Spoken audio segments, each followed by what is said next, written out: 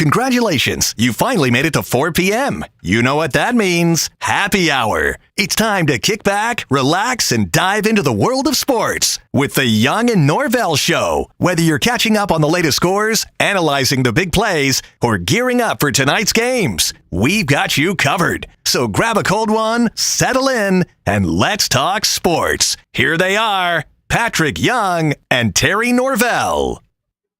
All right, if you got to spend hump day somewhere, well, why not? Brent Beard, Terry Norvelle, we say why not inside Twin Peaks, where the draft beer is always 29 degrees. The food is flowing. The hospitality, the Twin Peaks girls, they are dishing out hospitality, holiday hospitality. And, man, on top of everything else, you got some big-time sports talk. Brent Beard, Terry Norvelle, Zach Rothrock producing. We may or may not hear from Patrick. I know Patrick. I think Patrick's in Gainesville tonight. Florida. Right? Florida is hosting Virginia in the ACC Basketball Challenge Day 2, and we'll get into that. What an ass whipping last night. The SEC ACC Basketball Challenge is all 16 teams now, right? Correct. The SEC has 16 teams. Yes. They all play a game against the ACC. That's the challenge, and it's done every year. Last night, 10 of the 16 games were completed. The SEC went 9-1, and Kentucky lost the only game to Clemson. That's amazing. And Clemson was good last year. Yeah, they were a deep run. Oh, yeah. And I know NFL, Trevor Lawrence, all kinds of the reveal show, signing day, all of these topics are bigger than this, but we're going to get back to it in a little bit. But what about the SEC undressing the ACC, which is the basketball power last night, 9-1, the ledger. It really tells you the strength of the SEC because we've been saying it. You and I both know 10 years ago, there's no way this happened. Never. It would have been reversed. And was it Mike Slive or was it Sankey that came in and said, boys, we got to quit playing Eckerd and Charleston of nobody and Charleston of whoever. They got pick it up. Was it Slive or Sankey? The thing they did was they brought in Mike Tranghese. That's what they did for the Big East. And they said, look, we've got to make basketball better. Yeah. And that is exactly what's happened. Tranghese, who was the commissioner of the Big East back in the day when the Big East was unbelievable in men's college basketball. And I'm glad, gosh darn, you're so much smarter than I, and you remember more. The SEC went to Tranghese and brought him in basically as an analyst and said, look at our product, SEC basketball. What are we doing wrong? And Tranghese came back and said, that's right. You're not playing anybody in November, December. Right. And then you're getting beat up when the opponent is like this in February and March and April. Right. Absolutely. Yes. And wasn't that Tranghese's? That was his report. Yeah. He said, you got to toughen up. Yeah. Yes. And they did. And now what? And probably besides what, Terry, the Big 12, you can make the argument they're the best league in the country. And I tell you, top of the league, they may not have a peer. Oh, no. Top 4, 5, top 5, they may not have a peer. Now, all the way to 16, okay, we may quibble of Big 12 and AC, blah, blah, blah. The top of the SEC does not take a backseat to anybody. And the truly amazing thing is 2 of them come from the state of Alabama. How about that? How about that? And Auburn has not lost. They play Duke tonight. Yes, correct. And then Bama plays. That's number 2 ranked Auburn taking on at 9 ranked Duke. Yes. But go ahead, I cut you off. Alabama, and then Alabama 10 versus 20. Yeah, and North Carolina. North Carolina and Duke. Yeah, and I think Bama and Auburn might win both games. Alabama beat North Carolina last year. Yes, to advance. And frankly, was it 2 years ago? Auburn probably got I think Auburn got knocked out in the Final Four against Virginia. Yeah, and Virginia went on to win it. Auburn, if memory kind of serves me right, got a terrible call late in that game. They did. Yeah, yes. And probably should. Auburn under Bruce Pearl probably should have one national title. Or at least played for it. And at least played for it. Yes. And I've already seen, and there's a long way to go. I know there's injuries and suspensions and development. And I get it. I've seen a first 10 games article that said, okay, 10 games into this thing, who's the favorite to win the national title? Auburn was number one. Yeah. Auburn's good. Alabama's good. These teams are good, man. Look, what's really unusual about what happened yesterday is the SEC goes 9-1, and your only loss is Kentucky. And yes, the team. How about that? The blue blood of all blue bloods. The only one who may have won 10 years ago is the only one who loses now. So SEC, ACC Basketball Challenge. I promise we've got bigger fish to fry, and we'll get to that here on the Young and Norvelle show. Brent Beard, Terry Norvelle. The SEC 9-1. Brent, most of them were blowouts. They were. They weren't 2-point wins at the buzzer. They were blowouts. No, they were. Tonight, okay, so 9-1 SEC. Tonight, 6 more games. Yes. And that'll be it. Everybody from the SEC will play. So 6 more games. Here are your games. Mm-hmm. Alabama at North Carolina, 10-2. Wow. Can't wait to get home to watch that. Absolutely. Virginia, who won a national title within the last 5 years. Mm-hmm. Virginia at 13th ranked Florida. Wow. Yeah, yes. Can't wait to rush home and see that. I'm being serious. Oh, yeah. How about number 2 ranked Auburn? Some people are calling them the best team in the country. Mm-hmm. Bruce Pearl and Auburn roll into Duke and take on 9th ranked Duke, Cooper Flagg and those guys. Oh, yeah. How good. This is tonight, boys and girls. It is. Look, this is virtually NCAA tournament. It really is. That's 2 versus 9 tonight. Yeah. Okay, ACC Pittsburgh, 18th. They're at Mississippi State. Okay, Mississippi State. Yeah. And you think, okay, Pitt's probably going to win that game. We'll see. Yeah. We'll see. Okay, your 5th of 6 games tonight. Texas, the Longhorns at NC State, neither ranked. Okay. Yeah. It's at NC State, but I'll take my chances with Texas. Absolutely. And then your final game tonight of the 6th, Vanderbilt at Virginia Tech. The SEC already leads 9-1. Yeah. And I think these wins help when they start looking at your resume. Well, if they just split, it'll be what, 12-4? 12-4? Yeah. That's a whooping. It really is. Where I come from, that is a whooping. Yeah. All right, Brent Beard's here. Terry Norvelle, feel free to drop us a chat. Whatever platform you are following the show, if you chat, either Zach or Brent and myself, we'll see that. We're at Twin Peaks. You know it by now. Wonderful place, man. I got here early, had some food myself. Great crowd. The draft beer right now is at 27.00. Even colder. 27 degrees.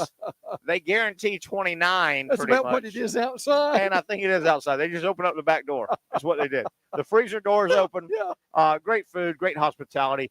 Let me tell you something. You fill in the blanks. Mm-hmm. It's cold outside. Warm inside Twin Peaks. It sure is. It's warm inside Twin Peaks. Yes. Reveal show yesterday. Really, we knew the top. We knew this part, right? We did. The back part. Right. The controversy, wink, wink. The argument, wink, wink.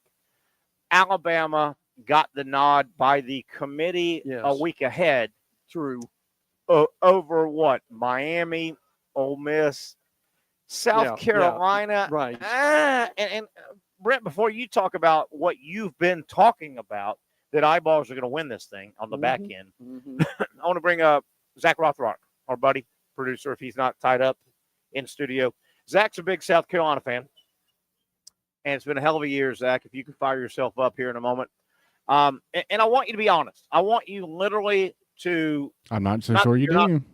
Not that you're not always honest, but I want you to take off your South Carolina Gamecock hat. I want you to put on your neutrality hat. And, Zach, Alabama looks like, and it wasn't official yesterday, but it looks like Alabama is going to get that final. There's one at-large bid that's dangling, right? Can I say that? Yes, that's fair. Yeah, there's one that's dangling. The teams mentioned Alabama, Ole Miss, South Carolina, Miami. Zach, it looks like Alabama is going to get the nod with the big tradition and the eyeballs. If you took off your South Carolina hat, who would you put in that final spot? It's hard to say. Yeah, I mean, it's almost impossible for me to look at it through that lens. You know what I mean? It's hard to say. I mean, at the end of the day, the South Carolina, they did get 3 losses, and so I mean, they have that, and then they did lose directly head-to-head to Alabama and directly head-to-head to Ole Miss. So I understand the arguments. But I personally feel like any of the 12 teams that are going to make the playoffs, I would take the Gamecocks against them head to head right now on a neutral field. I just feel like their defensive front is. I feel like their defensive front is playing that well. And you know what? Unfortunately, 4 of the games are played on campus sites, but he makes a good point. I would like them on the road too. They have only lost one game on the road. My biggest argument, if they came to Terry Norvelle, who I hope I'm neutral, and they put a gun to my head and said, Terry, there's your 4 teams. You got one spot. I'm going to work from back to front, not from front to back. I would have to say South Carolina, it's been a hell of a year. You've got the same record. You look like you're playing real good football, but you did lose to 2 of the other 3 teams in the mix. You lost head up to Alabama, and you lost head up to Ole Miss. That would make me bump South Carolina out. I just don't think Miami in the ACC plays a great schedule with 2 losses. They didn't. That would put me Alabama, Ole Miss. Brent, I'm going to tell you what I think, and I want you to tell me what you think. If it came down to Terry, you just weeded 2 out. Mm-hmm. You still have 2, but you have 1 spot. I would lean Ole Miss, and here's my push over the edge reasoning. Very close. They're very close. They both play in the SEC. What an ironic year for those 2 not to play. They've played every year for a million years. They didn't play this year because we don't have divisions. They play every year. Mm-hmm. My push Ole Miss maybe across the line would be Georgia. I may use Georgia as the litmus test and go, Georgia's a good football team. Georgia may win the national title. Alabama and Ole Miss both played Georgia. I'm not so sure if there was 2 minutes left on the clock. Georgia might have come back and beat Alabama. Alabama held on. Ole Miss ran away from Georgia, I thought, the whole game. That might be my – and I'm looking for a razor-thin reason. What are your thoughts? And you nailed it. You nailed it about it. And Zach, you know this show. You're on it 3 times a week. Brent nailed this thing, starting to say, you know what? That committee, when push comes to shove, they're going to go eyeballs and tradition and history. Right. That's right. And it looks like that's where they're going. Well, Brent, pick it up from there. Well, first let me say for Zach, what's exciting is that South Carolina is even in the conversation. I think that's how much progress they made over the years. And look, matter of fact, check this, Zach. I heard this coming in. South Carolina may have a new AD replacing Tanner. That I think maybe. I think he may be stepping out. He's been there a long time. And I think he's coming from TCU. Is that right? He's coming from. Yep. But TCU's Jeremiah Donati, I guess that's it.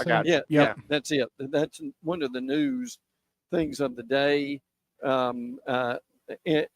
Here's reality for what's going on. I know you're hearing well if SMU beats Clemson, that Alabama will be in. I talked to a friend of mine last night who's a consultant who has dealt with this. What he told me is the people at ESPN have to satisfy their advertisers. Now put your advertising hat on. Isn't that terrible? Okay? Isn't that terrible? But it's true. Because you're as good at this about this as anybody. I agree, man. And here's the reality of this. This is what they are looking at. They are looking at a possible Alabama, Penn State, or Alabama Notre Dame. My God. Opening game. And what they're looking at is, now let's be honest about this. If those 2 played, you're going to have, now remember this. So unfair, but I totally agree. Alabama, Tennessee had 10 million people watching it. Georgia, Texas had 13. Yeah. Now, if you've got Alabama, Notre Dame, or Alabama, Penn State, you're going to have what? 12 million, 15 million at least. And I don't know if Zach is still with us. Obviously, Zach is a little bit younger than us. Okay, I want to throw that out, Zach. And this is so unfair, but when the razor's so thin, you got to cut somehow. Zach is from an age era that doesn't. Alabama, Notre Dame was the two big monsters, and I mean that in a good way, yeah, of all time. They played a couple times in the early 70s. Yeah. Alabama, Notre Dame, Bear Bryant, and the Irish, and Newt Rockne, and Ara Parseghian, and Dan Devine. It was when Alabama and Notre Dame matched up, it was monstrous. Yeah. Alabama, Penn State. Yes. Bear Bryant. I don't know, Zach, and you were getting into it when Paterno was getting out of it and Penn State had their trouble. Penn State, Alabama, they'd play in a regular season game every blue moon in the 8th. It was huge. Oh, yeah. It was monstrous. The goal line stand in the Sugar Bowl of 79, 8. 70, 77. 77. I mean, and they're still putting – and keep in mind, a lot of those voters, Zach, are not your age. They're my age. That's not fair, but Alabama, Penn State, Alabama, Notre Dame versus South Carolina. You said it, Brent. You've been saying it. The eyeballs are probably going to win. The TV sets are going to win. Yeah. Well, and they did, it looks like. And here's the other thing that happened. You remember when TCU played Georgia? Oh. I can tell you the advertisers and the TV folks got together after that, and they said, guys, we can't have this happen again. And TCU a lot. Let the little guy in. Yeah. Send the little guy. Yeah. Well, the little guy went in. Yeah, but I feel like we're not – the Gamecocks aren't – I just like comparing them to TCU is not – I mean, I don't know. Me personally, I feel like they could go head-to-head with anyone right now. I agree with you. TCU didn't come out of the SEC. South Carolina did. But South Carolina football just can't stack national titles like Alabama, Notre Dame. But why does it have to be that? Yeah, but they never will if they never get a shot, why does it have to be such a snowball? I totally get it. But you're in that room, and you've got to slice that onion one more thin layer. Yeah. What do you use? And you go, does John Q. Public, American sports college football viewer, do they want to see South Carolina or Alabama? Well, I don't know. But here's what's happening with this one immediately is, do they want Alabama or Miami?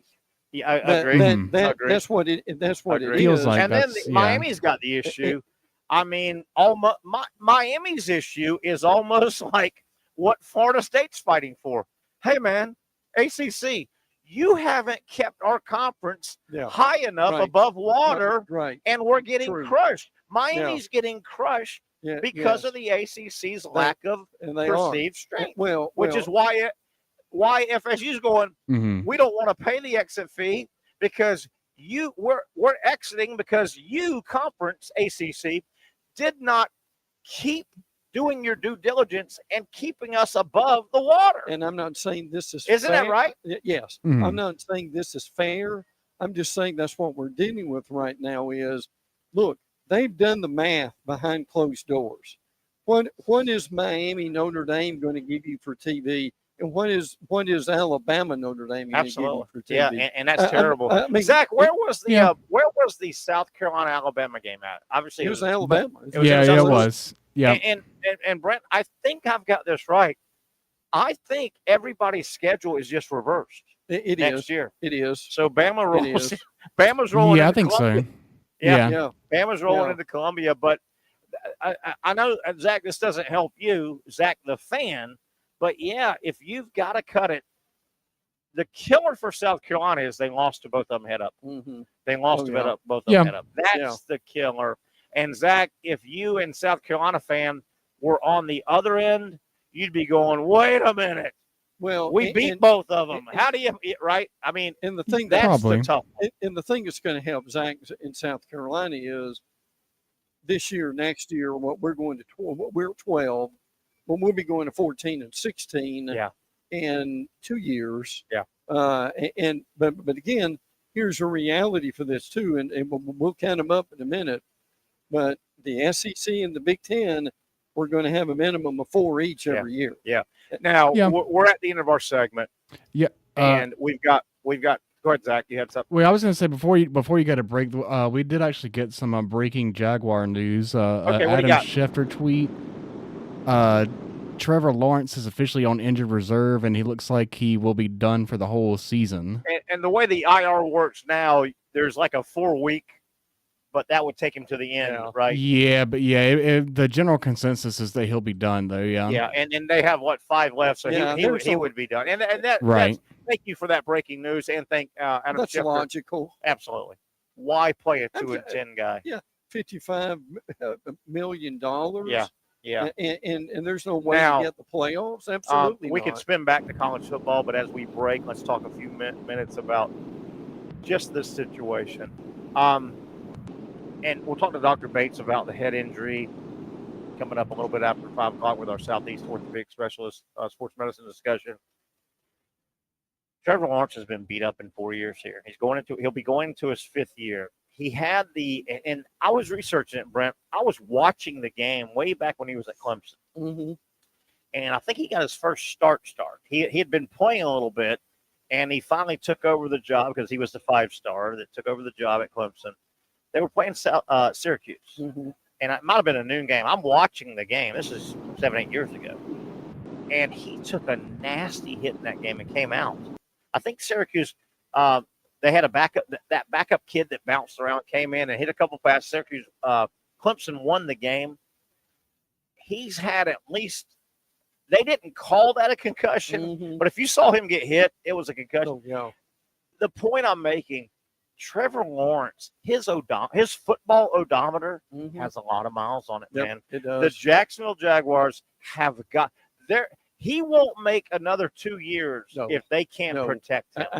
Am I fair to say that? And Zach, I'll take your thoughts as well. I was going to say the same exact thing. And people won't like it, but they need to spend this offseason.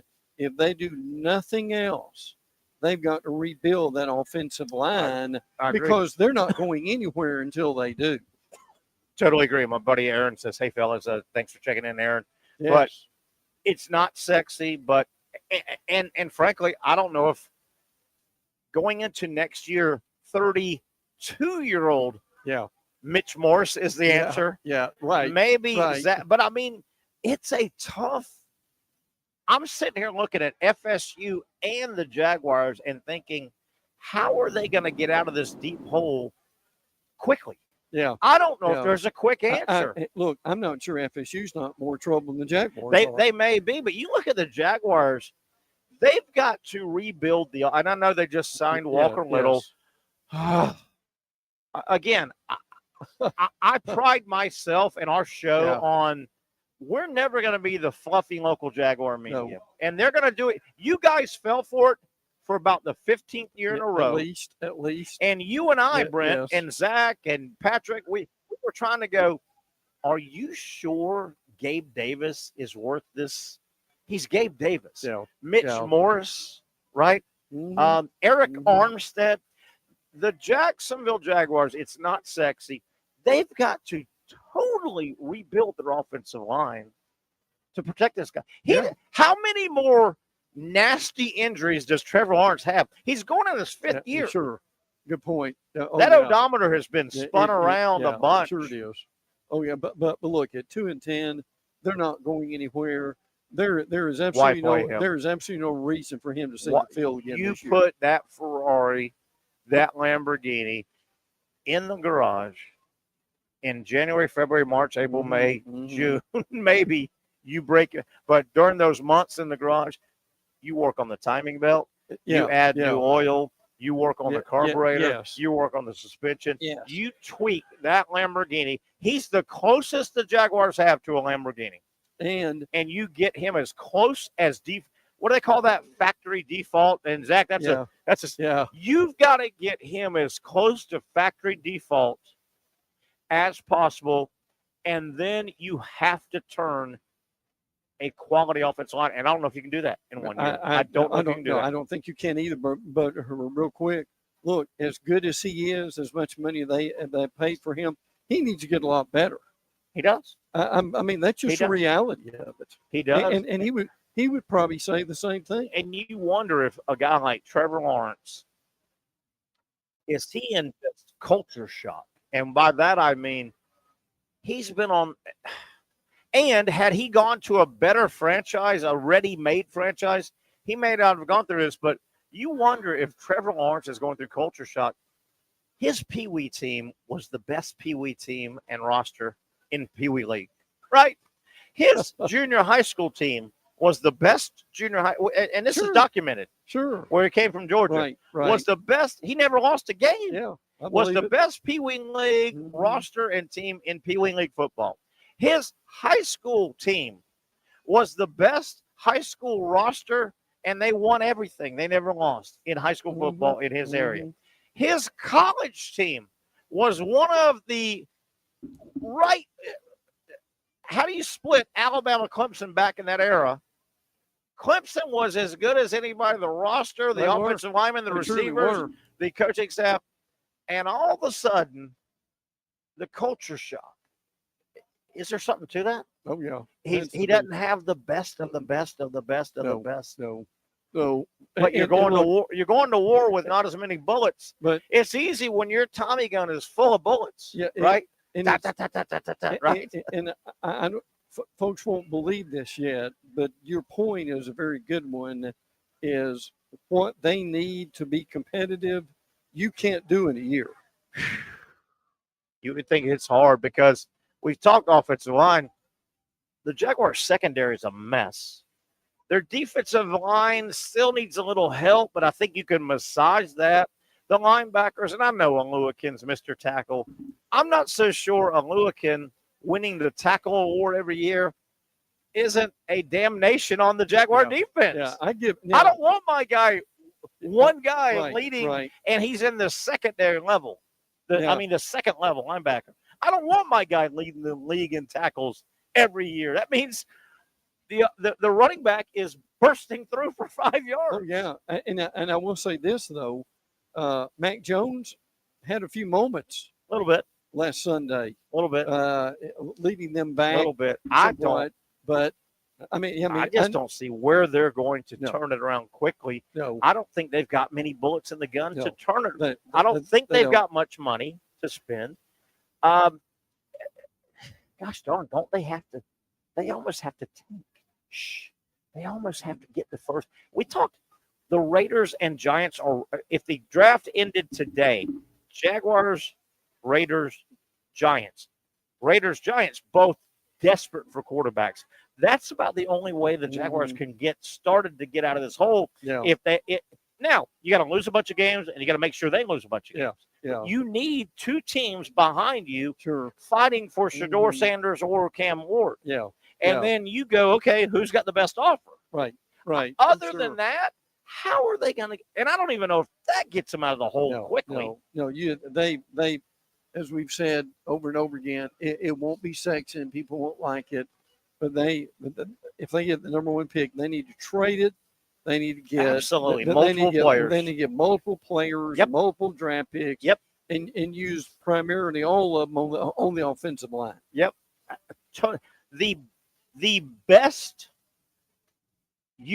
dream for the Jacksonville Jaguars is that draft order finishes like that. Okay. That's right.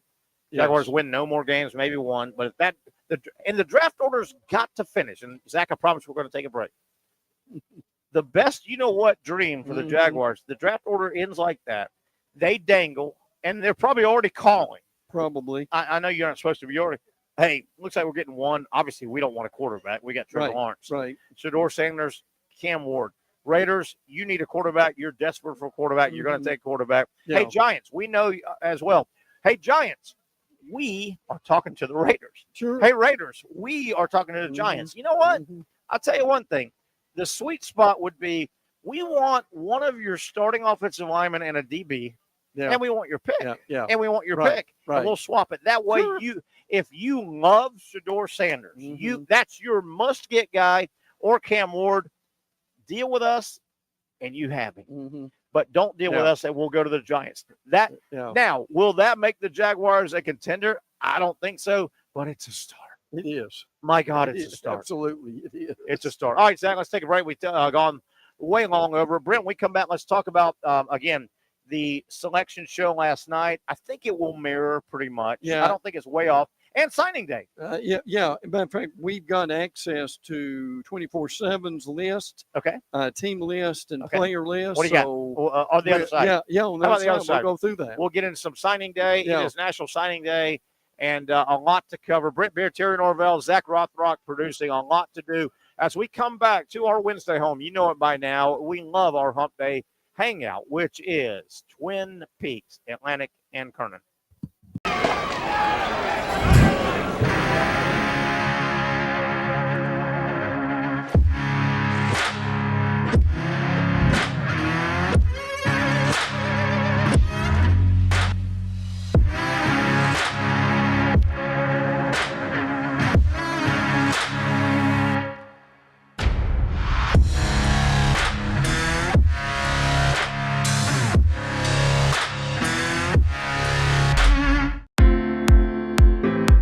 At Southeast Orthopedic Specialists, we know pain and injuries can stop you from doing what you love.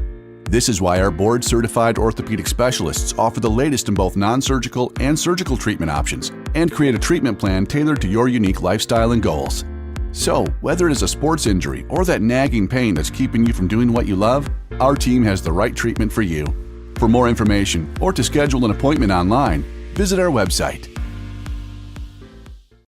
Finally, a family atmosphere, kid-friendly restaurant with a real sports bar feel. Bricks Jack's Beach features all of that and a large, climate-controlled covered patio with misting fans and heaters for all seasons. Mix in an extremely diverse menu that features the most quality and affordable steak at the beach, and there's no reason not to enjoy your next lunch, dinner, happy hour, or big sporting event at Bricks Jack's Beach, 300 2nd Street North in Jacksonville Beach. See you at Bricks Jack's Beach. You really got to hand it to him. Hold on. The previous play is under further review. I'm not sure what he could review, but okay.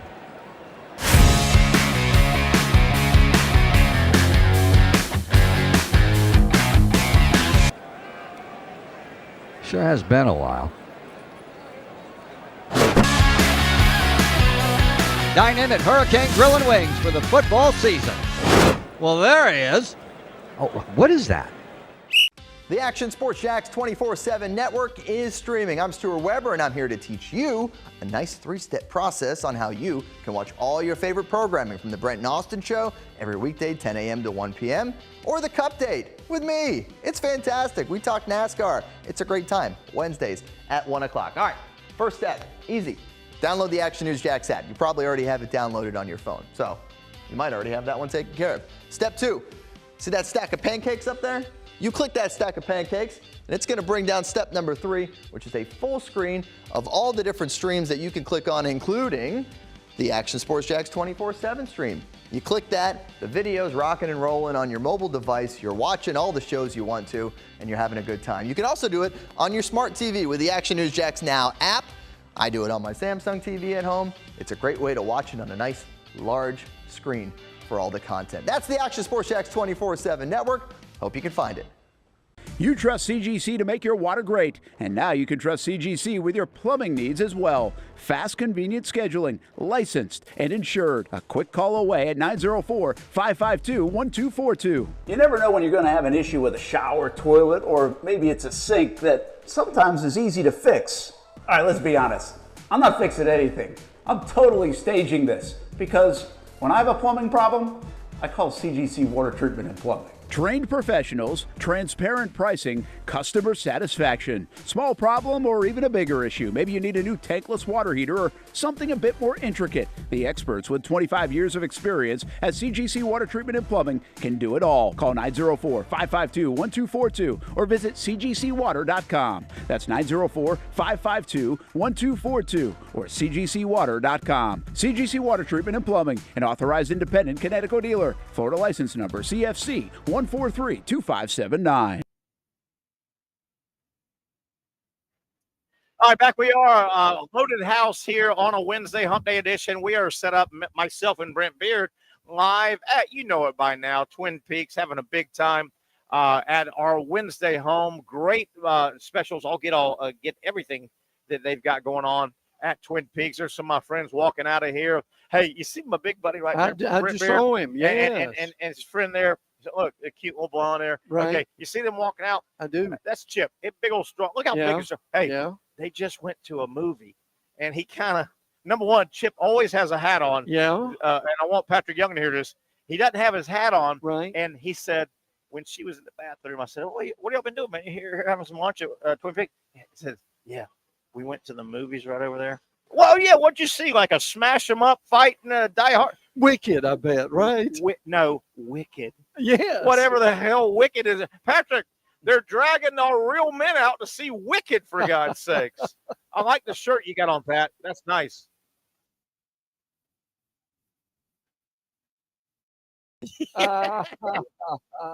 Wicked. Yeah. Dude, are you heading to Gainesville? But by the way, I love that shirt you got on. That is neat. It's not a onesie, but it's a ugly sweater Gator edition and pants. Man, matching pants. That thing is nice. Are you heading to Gainesville? Yeah, and Gainesville. Hey, big game tonight, man. Hey, Pat. Big. They're gonna wipe the floor with Virginia. Boy, you hate Virginia, don't you? That style of play. They score 53 points a game. Are they going to? Hey, Pat, are they going to continue that style of play this year? You think? Even though I mean, the new head coach is like under Tony Bennett's branch. I don't know why not. Yeah, I would love for them to break that. It'd be tough to totally change your style, right?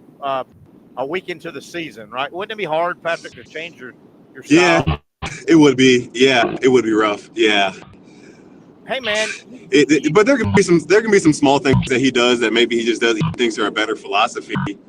But yeah, Tony Bennett, man, that guy loves the slow.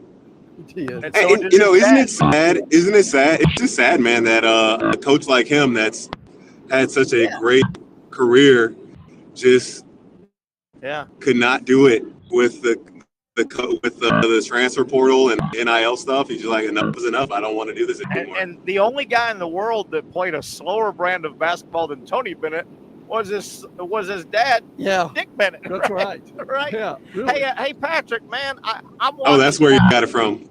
Yeah. Because Dick Bennett was at Wisconsin, and he would turn a 90-point game into a 48-point game in a heartbeat, dude. In a heartbeat, man. Hey, Pat, I'm watching college basketball last night like most people, and man, I'm just kind of watching and flipping channels and hanging out with my dog. And then late in the night, Patrick, SEC Network flashes up the review of all the games. SEC ACC Challenge night number 1. Hey, they went 9-1. The only loss was Kentucky lost by 4 to Clemson. Big Patrick, what about the opening night? SEC 9-1 6 tonight. Well, 6 tonight. Doesn't the ACC only have 2 ranked teams like every year? They only have Duke and North Carolina, the only ranked teams every year. But look, Florida lost to Wake Forest last year. I didn't see that Clemson team must be better than we thought because but they lost a lot of guys, and they have a 6-year guy, Chase Hunter or whatever. He's a 6-year, which I didn't realize that. But Kentucky's scoring 96 points a game this year. And they got held to like in the 70s or whatever it was. And it was a 4-point game, I think. Kentucky hung 4-point game, yeah. But my God, hey Patrick, everybody should win. Everybody in the SEC should win tonight. Auburn should win. Yeah, Bama at North Carolina. Bama should win. Florida will win. Yeah. It's 10 versus 20. Virginia at Florida. Florida's ranked 13th. Auburn is number 2 in the nation, and they're legit, man. They're legit. They're at Duke. By the way, how good is that game going to be tonight? Oh, yeah. How many athletes on the floor tonight? Auburn at Duke, Patrick. Oh, yeah. I love that. I love that for Coach Pearl so much. I think they're going to win. I like Coach Pearl. I think he would drive me crazy after about 4 or 5 years, and I'd have to get away from him. But I would love to play for him for for 4 years. And listen, both Alabama and Auburn have beaten Houston already. But Pat, who's great. This is something that Terry and I have talked about, and you can appreciate this as much as or more than we can. Years ago, now the league is 9-1 against the ACC. Pat, 10 years ago, easily, 15 for sure. That would have been reversed, right? The ACC would be 9-1 right now. Yeah, it's Syracuse not being any good anymore, really. Yeah. The drop off that program's had. Good point. I'm trying to think who else outside of North Carolina and Duke that have been in and out of the top 25. NC State, Virginia, absolutely. Yeah. Virginia, yeah. Georgia Tech, no. Yeah. Boston College, no. I remember Boston College, they were the worst team in the ACC, and Syracuse was number one at some point my senior year, and Boston College beat that Syracuse team. And I remember I got in trouble because I was like, when I found out after the game, I was like, wow, Boston College sucks. And the media heard that one, they made sure everybody knew that's what I said. Well, guys, don't forget, up until... It's true, though. Hey, don't forget this, guys. Up until, 2 years ago?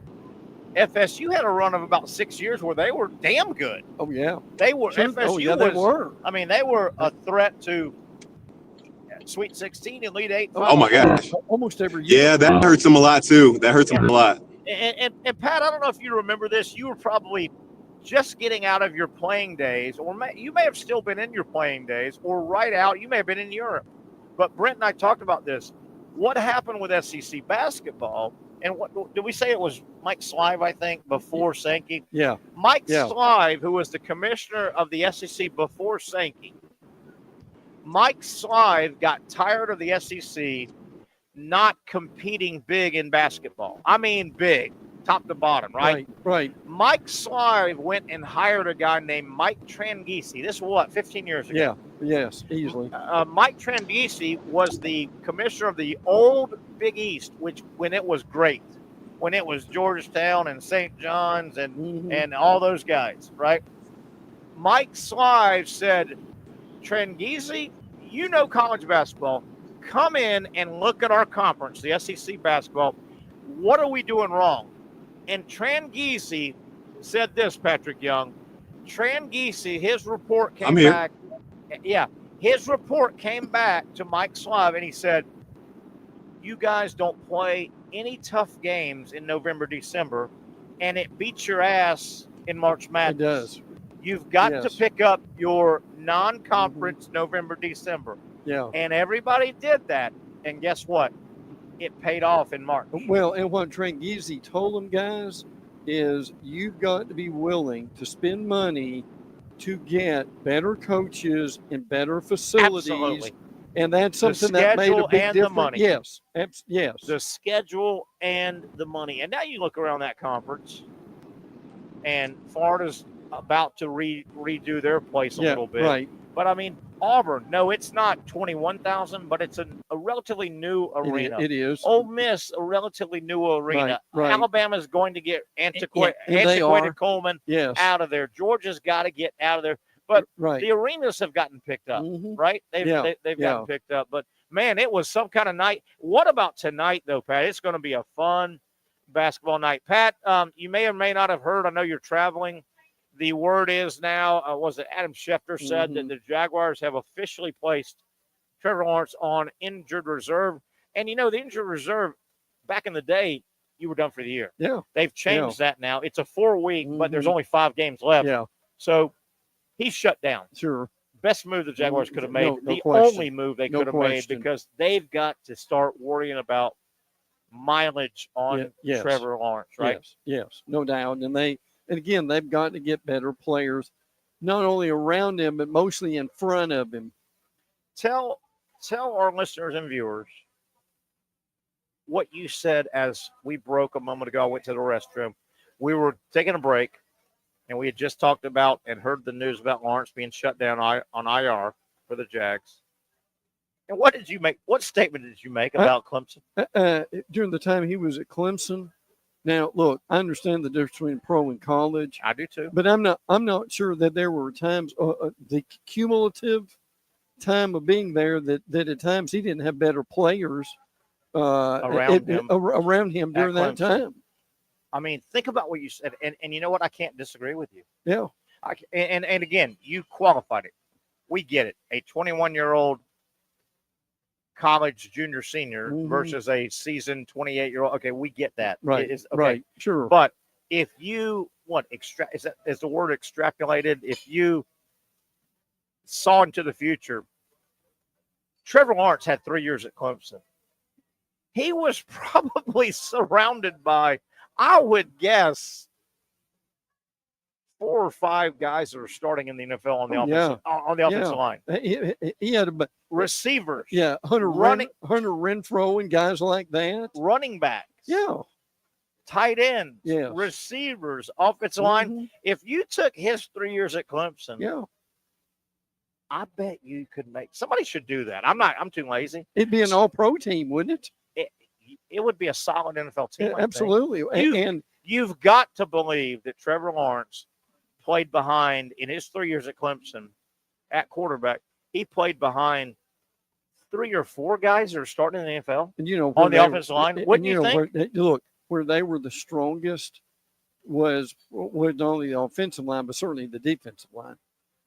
Oh, absolutely. By the way, which means getting him the ball back. Yeah. Getting him the ball back in a good field position. But then you take tight ends in 3 years. And I know Evan Ingram's pretty good. Wide receivers, running backs. He played with probably can we say he probably played with as talented a team if you extrapolate them ahead at Clemson as he did. And look, with the Jaguars. I was at the national championship game when Bama Clemson played in Tampa. And I can tell you at that point, people really thought that Clemson was going on an Alabama run. I agree. Now, it didn't happen. It felt like it. But it sure felt like during that time it did. And our buddy Russell says, enjoying the show, yes, shut Trevor down. I think, and most people agree with that now. It's time. Why add to his NFL odometer? I mean, he's got a lot of miles for 4 years. Well, but see, and Dr. Bates can tell us this, you get hurt right now in November, and you're certainly, if you're a college player, you'll certainly miss spring. Absolutely. And you don't know when you'll be back for the fall. Yeah. Man, that is a great point. You get hurt in December, January, regular season, NFL. Yeah. And I don't want to say meaningless, but I'm going to say meaningless football. If it's any CL, right? Any MLP CL. Right. You do a nasty sprained ankle. You're going to gimp around for 6 or 7 months. Yeah, absolutely. You're not even going to be ready for, and you want to, particularly if you get a couple of receiver type players in the draft or free agency, you want to throw it around a little bit in May. Not much. It's not going to make it, but June. If you tear up an ankle or a knee right now, absolutely, you're done. Or heavens forbid, an Achilles. You're hoping to come back August 10th. Yeah. When camp. Maybe. Yeah. Interesting. You made a really, really good point there, though, about the talent at Clemson versus the talent now. I just don't know. Right now, I correlate FSU and the Jaguars. I think they are both deep in a hole. And, you look at FSU, today's signing day. They're going to sign a couple players, but the word is they're going to have a miserable signing class. Is that still the word? We'll look at where they're ranked, yes. The word is they're going to have a miserable signing class. And if you can't rebuild your program with a signing class, and generally your signing class is going to take a couple periods. 22nd. That's better than I thought they would be. Same here. But if you can't rebuild your program with a signing class, which is tough to do because a lot of these guys aren't going to be quite ready, maybe 4 or 5. The other way is the portal. And, Norvelle had a little bit of portal success, but that was when his program was good. Yeah, yes. How is Mike Norvelle going to go sell his program to portal guys that are big-time players? Well, you got playing time for one. And here's the other thing. I like the Nebraska hires. I think that's fine. But as we talked the other day, I am not impressed at all with bringing Gus Malzahn on to be the offensive coordinator. My concern, I do like a seasoned, grizzled guy that's made calls and called plays. My concern with Malzahn is, boy, he's a type A head coach. He's I run the program head coach. That's my concern with him. Yeah. Is he going to take a subordinate role, and is he going to know how to, if the quarterback and the center and the wide receiver come to him above Mike Norvell's head at some point, is he going to know how to massage that or go, you know what? If I was running the team, my game, right? Yes. Right? I wondered that. I wondered that too. You pointed out Florida. I know it's signing day, and it can happen. Today, by the way, is not the last day you can sign, but most guys will sign. Where's Florida at? How's Florida Florida number 10. And look, here's your reality for Florida.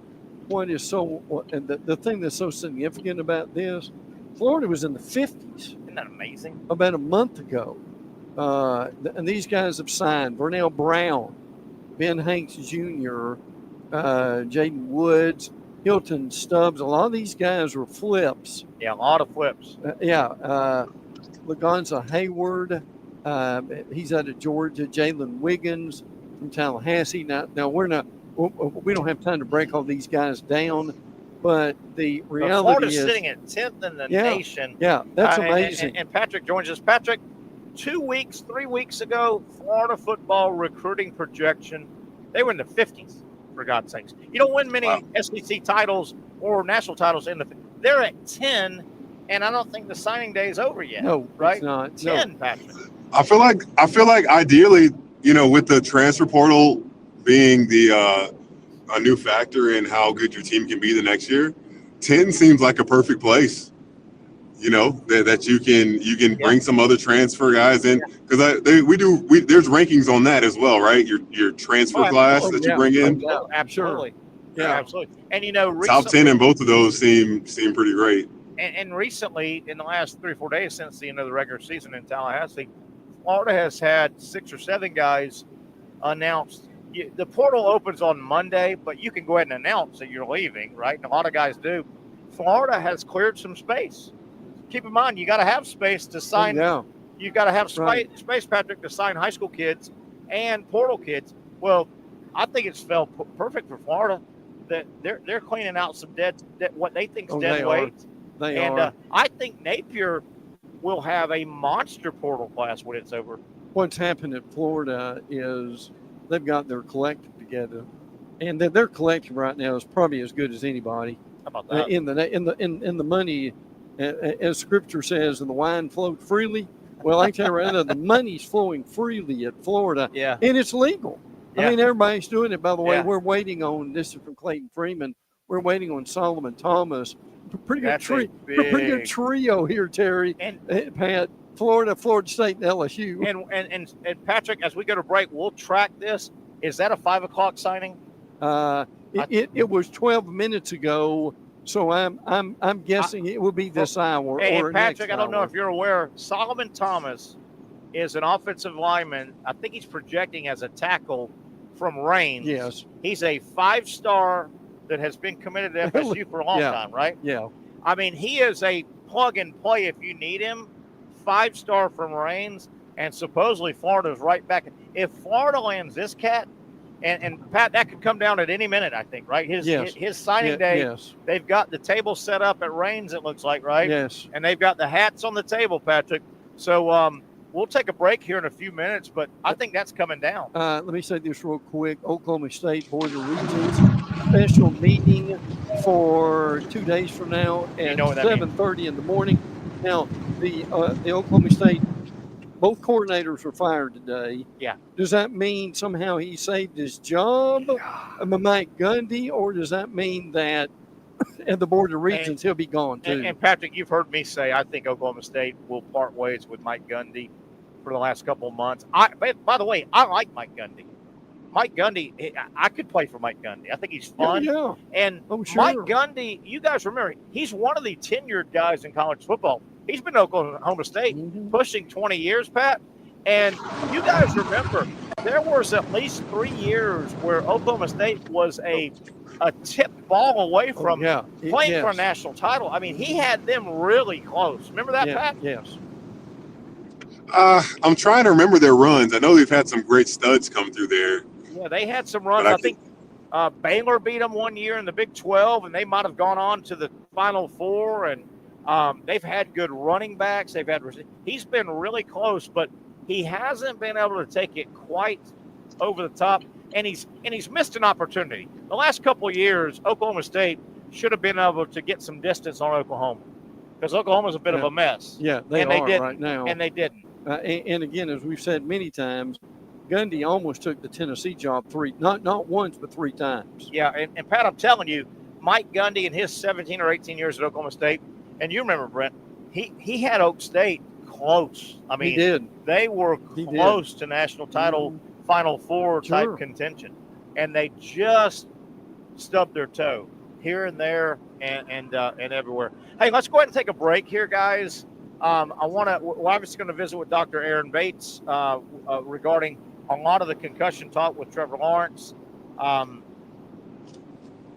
different injuries. Gosh, Tiger Woods still talking about coming back 6 back surgeries later. Come on, Tiger. Yeah. So we'll talk some sports medicine with Dr. Aaron Bates from Southeast Orthopedic Specialists. And Patrick and Brent, particularly Brent, I need you to track Solomon Thomas. He may or may not go to Florida. He may stay with Florida State. Right. He is a big win. It sure is. Late in the day on signing day, college football 2024. That and a whole lot more. We're talking ball, having a good time, hanging out at our Wednesday home. You know it, you love it.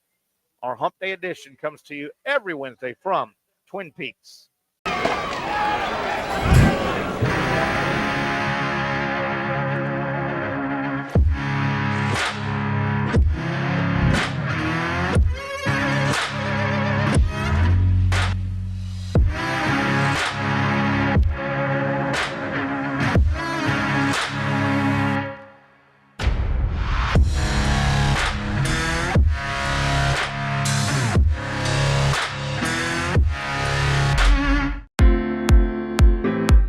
At Southeast Orthopedic Specialists, we know pain and injuries can stop you from doing what you love. This is why our board-certified orthopedic specialists offer the latest in both non-surgical and surgical treatment options and create a treatment plan tailored to your unique lifestyle and goals. So, whether it is a sports injury or that nagging pain that's keeping you from doing what you love, our team has the right treatment for you. For more information or to schedule an appointment online, visit our website. Finally, a family atmosphere, kid-friendly restaurant with a real sports bar feel. Bricks Jack's Beach features all of that and a large, climate-controlled covered patio with misting fans and heaters for all seasons. Mix in an extremely diverse menu that features the most quality and affordable steak at the beach, and there's no reason not to enjoy your next lunch, dinner, happy hour, or big sporting event at Bricks Jack's Beach, 300 2nd Street North in Jacksonville Beach. See you at Bricks Jack's Beach. You really got to hand it to him. Hold on. The previous play is under further review. I'm not sure what he could review, but okay.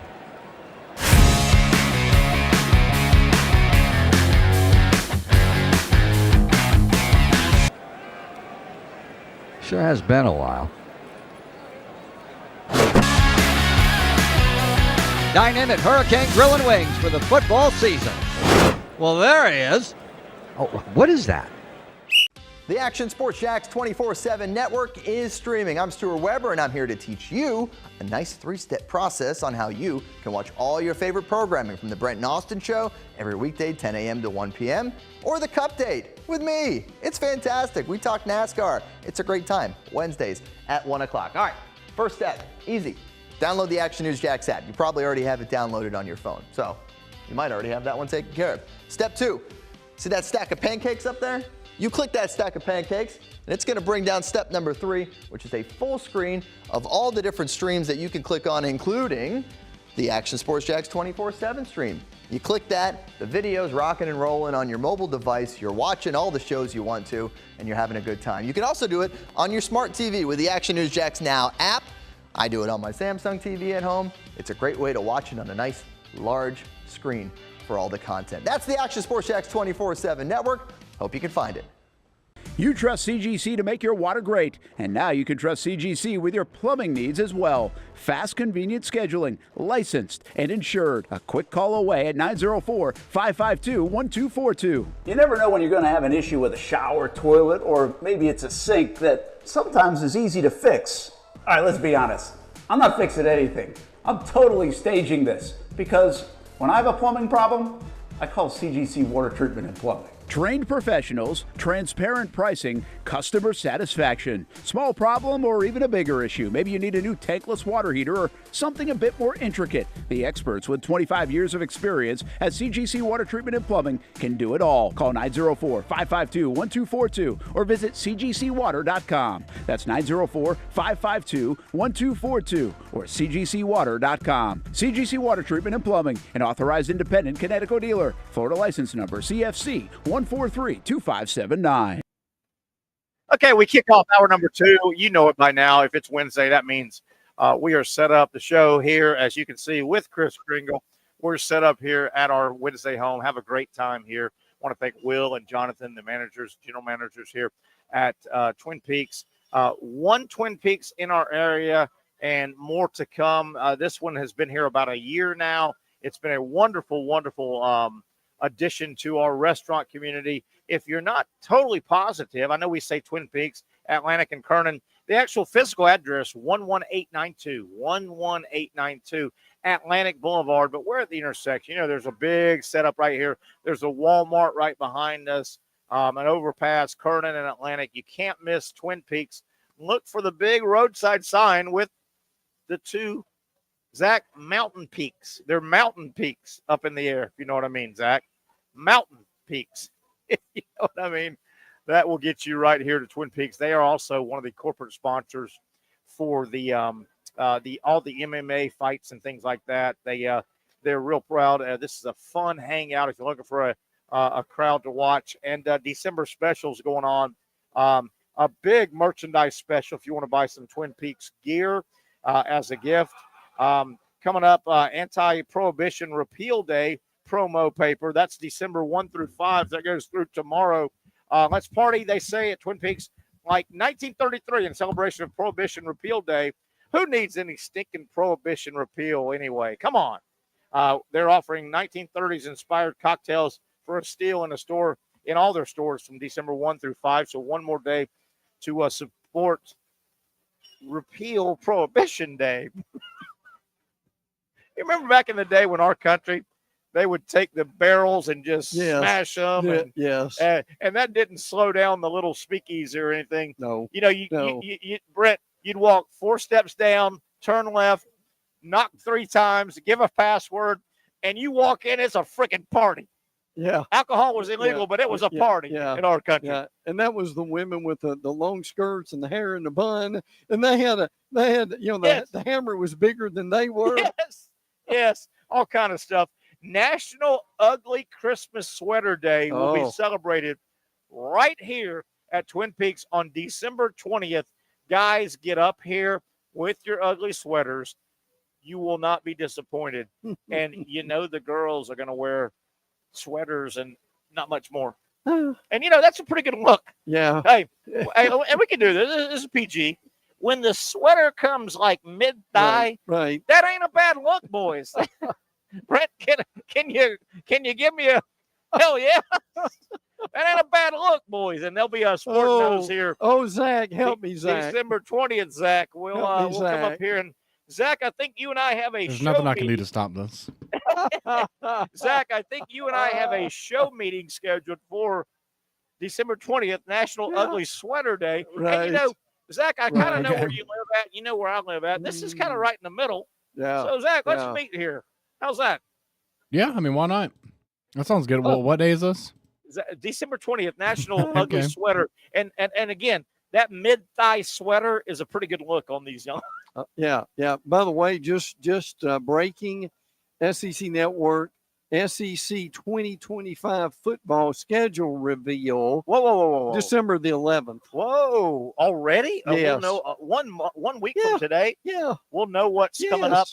Yes. What games are picking out? Look, why don't they wait and do this in January when you've got, I mean, that'd be appointment television. That is appointment television. And we'll go to that a million times in the offseason, won't we? Hey, Brent, before we get moving, and we're going to try and catch up with Dr. Bates with our Southeast Orthopedic Specialist sports medicine discussion.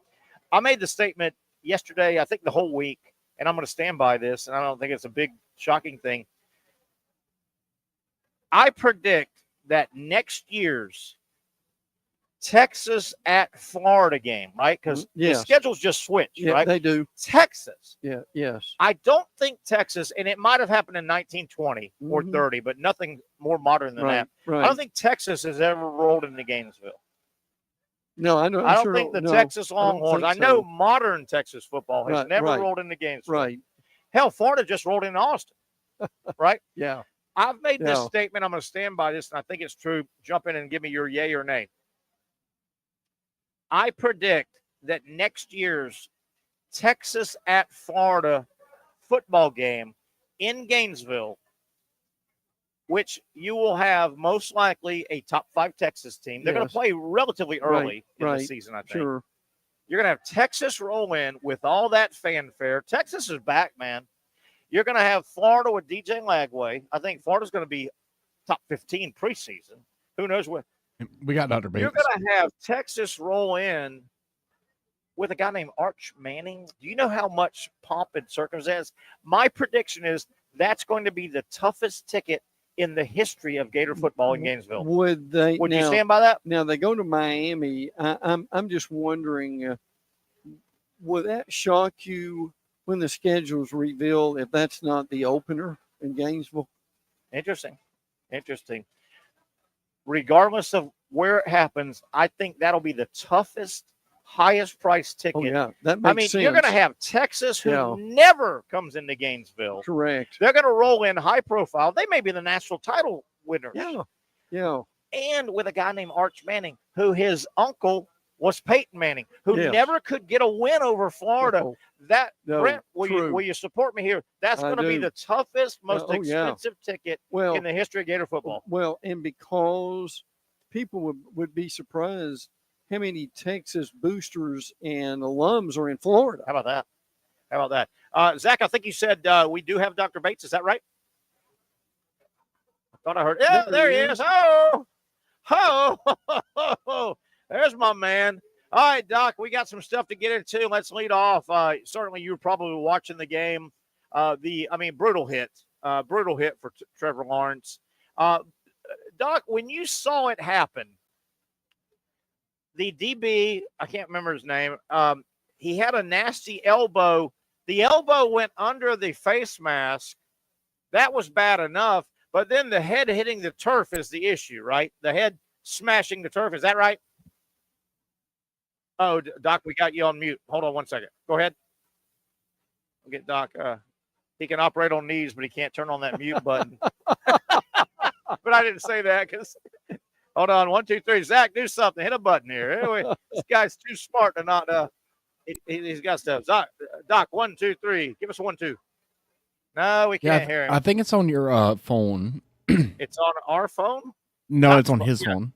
Yeah, not Bates' phone. There we go. Yep. Where's Doc's wife? Get Doc's wife in here. Get Doc's kid. Where's Doc's kid at? Where's any 10th grade high school kid in the area? My 10-year-old granddaughter. All right, we'll get him fixed up there. But I'm thinking, and he's going to get his mute. It could be muted. Yeah. I think it was the head hitting the turf. Even though, did you see the replays? The elbow, the guy leads with his elbow, and it gets under the face mask. At the neck. Well, you and I don't know if we visited much. Boy, that was an ugly. It was. And I know it happened quick. It was a quickly premeditated hit, I thought. I mean, he's down. I mean, if you want to play two-hand touch, just to make it official, that's one thing. But, yes. I still, and we may have Doc. I hear a little stirring in the background. I still think football is going, and Brent, we may be gone. I think within 20, 25 years, I think football is going to eliminate the helmet. It's going to get so violent that the outcry is going to, I think, taking away the helmet. The helmet gives you a false sense of I can do anything I want. Maybe my head's good point. Doc, you there? Hey, buddy. Can you hear me? Oh, you sound a little not quite as good as you look. Okay, not quite as good as you look. Hey, Doc, you saw the hit, premeditated. It was the helmet to the ground that was the issue, right? I know the elbow went under the chin strap, the face mask, and into the throat area, but man, it was was it the hit to the helmet to the ground? It was certainly the head contacting the ground, which I think was the worst part of the hit. You know, he could have gotten some of it, you know, with the forearm underneath the chin, but you're talking about an immovable object in the ground, and his head coming at it at a great speed, and so that's what got him the concussion. And when you saw that, immediately you knew. I mean, and Doc, are there grades of? I know you and I, Pat, have talked about this a lot. I always forget. Are there grades of concussion? Are there levels of concussion, or are you just concussed? Yeah, there's certainly a classification system of that focuses on, you know, the amount of time that you've had some loss of consciousness, the amount of time you've had some amnesia of the events and things like that, but it's not really used when we talk about recovery and all of that. That's more based on, you know, the overriding symptoms, post-concussion symptoms, and how people can, or athletes can, you know, start to recover as far as not having lightheadedness or dizziness or photophobia, which is sensitivity to light, you know, any nausea, things like that. So those things that's what we kind of look more to say, okay, this kid can be back playing or whatnot in, let's say, a week or 2 weeks. But those things are always changing. So you can't really say, okay, you had loss of consciousness for less than 5 minutes, you've had amnesia for less than 24 hours or less than, you know, a couple hours, so you're ready to come back in 4 or 5 days. It just doesn't work like that. Interesting. Doc, I got a couple little spinoffs about concussions, if you can help in layman's terms. You've been a physician for professional teams. I think you worked for the Jaguars for a year. Mm-hmm. Yes. With that said, and as advanced as I'm even going to throw our big-time college Power 5 schools. With it as advanced as we are, do the Jaguars, for example, does their medical staff, who's around them every day, practice and games, right? I mean, that medical staff down there is around that team, right? That's their full-time job. Do they keep a ledger in terms of a practice ledger? And I know most quarterbacks are off limits, but things happen in practice. You know, things happen. You get some rookie that hasn't been talked to, and he plows into a court. Do you think they keep a ledger and they say, man, player XYZ hit the ground really hard with his head on practice? Is there more of a ledger of potential trauma that they keep than we just see in games? I don't know if that made any sense. Well, I think with this new era of being sensitive to concussions, there's likely more documentation for that than there was in the past. Yeah. Now, I don't know, as things happen in practice, who knows what the organization does or do you think they keep documents. A ledger? Do you think that there might be a situation where Lawrence accidentally got tripped, lost his balance, and smashed his head on the practice field? That counts. I mean, it doesn't matter if you get a smash, right? Do you think they keep a ledger on that? If he wasn't seen for it, like seen and evaluated for it by the medical staff, the likelihood of them keeping a ledger is really low. Okay, fair enough. Not just seeing something in practice. There's a lot of things that happen in games and practice that it's just too much to kind of go through and say, okay, this person was hit this way, kind of looked like he was woozy, but nobody evaluated him. I got you. Which really doesn't happen now, because now they have spotters during games. Good point. That just sit up there in the box and they can call down and say, okay, this person, you know, got tackled or tackled this other person, and there's question there, so they need to be evaluated by that non-biased, you know, neurosurgeon or neurologist off on the sideline. That's what has been put in place over the last, 13, 12 years. Yeah, good point. Doc, Terry and I were talking a few minutes ago about players that get hurt in November and December. When can they come back? For instance, someone tears an ACL, someone breaks a bone. I mean, a lot of this stuff used to be, it seemed like that they had to miss spring practice. They were in college. It was a year, man. Yeah, and they were not sure when they would play again for the next season. Where are we now? And when players tear an ACL, break a bone, how if they do it now in November, December, when can they be back? So that's a loaded question, and so you make two examples that are kind of far apart from each other, where it's ACL and a broken bone. So if you're talking about just any general injury, it's based on that injury. Now, are we better at getting folks back a little earlier? I think so, and I think that that continues to evolve. ACL tears now we say 6 months. Right? You can be back 5 or 6 months.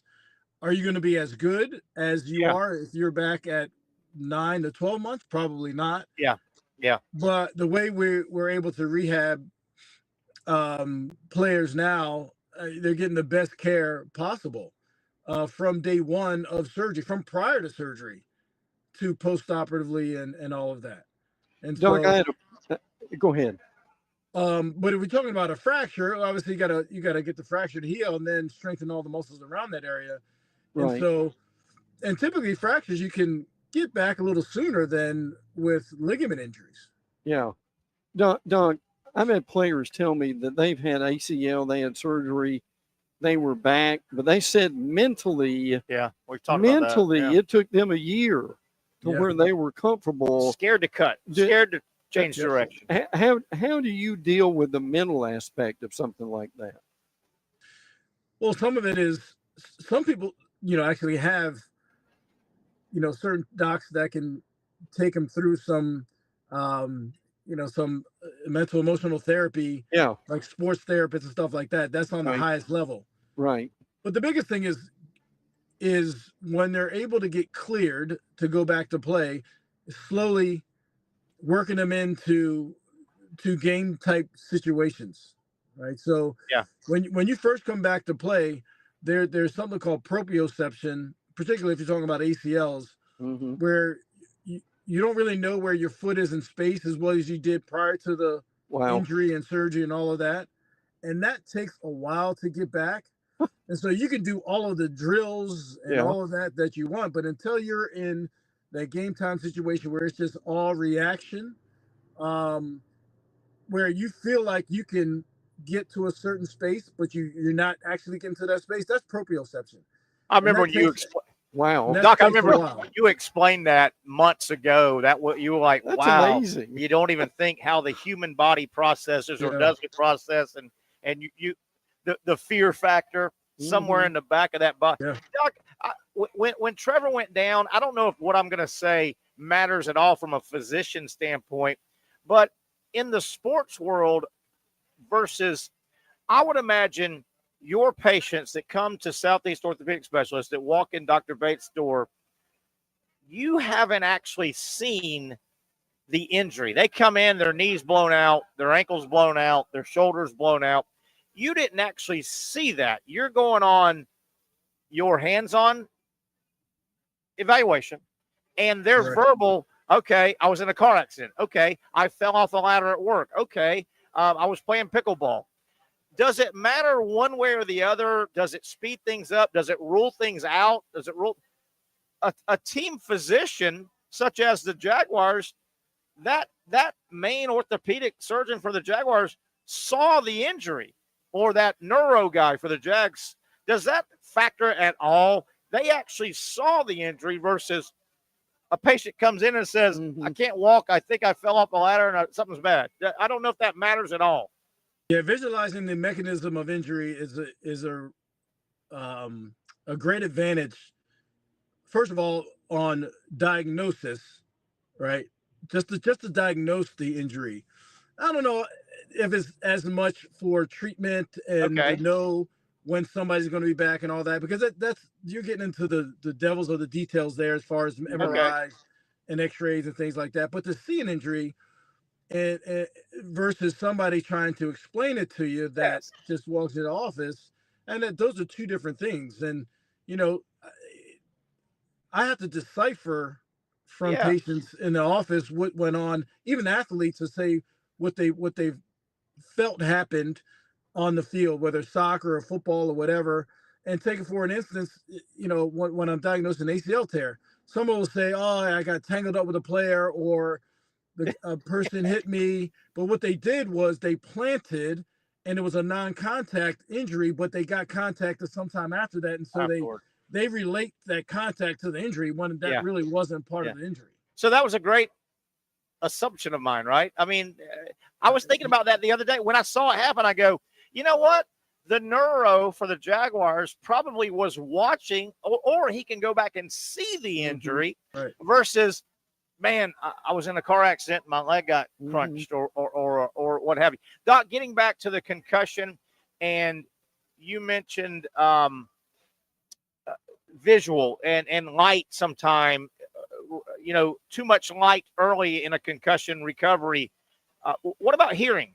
What about hearing? A stadium is loud and football's loud. I always hear the concussion about, they don't want to be, when they're concussed, they want to stay away from light and bright lights. We know that's in the stadium. What about hearing?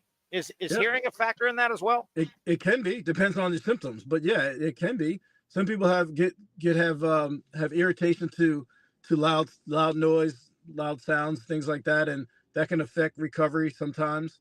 But you know, the recovery and the treatment for concussions are evolving so quickly that sometimes now they're talking about, you know, and I'm not a concussion specialist at all, but you know, somewhat stressing the brain in a certain way. But that's a very fine line, you know, trying to stress it to get it to heal a little bit quicker.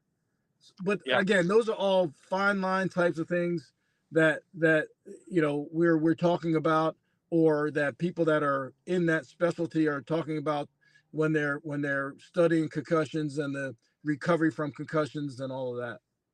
Doc, the season's over at Maryland, but we'd be remiss if we didn't ask you, have you heard from Mike Locksley? Coach Locksley, Was he, I know he wanted a better record, but was he and were you pleased with the progress that they made this year? You know, we knew it was going to be a tough year for him just because of the expansion of the Big Ten. Yeah. And so I think he would have loved to have gotten 6 wins to make another bowl game. Yeah. You know, because he had 3 years in a row where he made a bowl game. It's a tough conference. And, it is. You know, I you know, was he disappointed? I don't know. I didn't talk to him personally since the ending of the season. I'm sure he would have hoped to have at least another couple wins under his belt. There was a couple that got away from him that I think he thought they really should have gotten. Yeah. But again, it's a tough conference, and so it just kind of go back to the drawing board and, you know, try to regroup and get more players in and, you know, work on 2025. Doc, Tiger Woods made the news yesterday, today, 48 years old. I think he just had my notes say 6th back surgery. He's had 6. He said, hey, man, he basically came out and said, hey, I'm nowhere near ready to compete with the big boys on the PGA. I mean, Doc, 6 back surgeries in, 48 years old. I use this on Trevor Lawrence a lot, and I'll use it on Tiger Woods. Boy, his golf body injury odometer has a lot of miles on it, man. A lot of miles.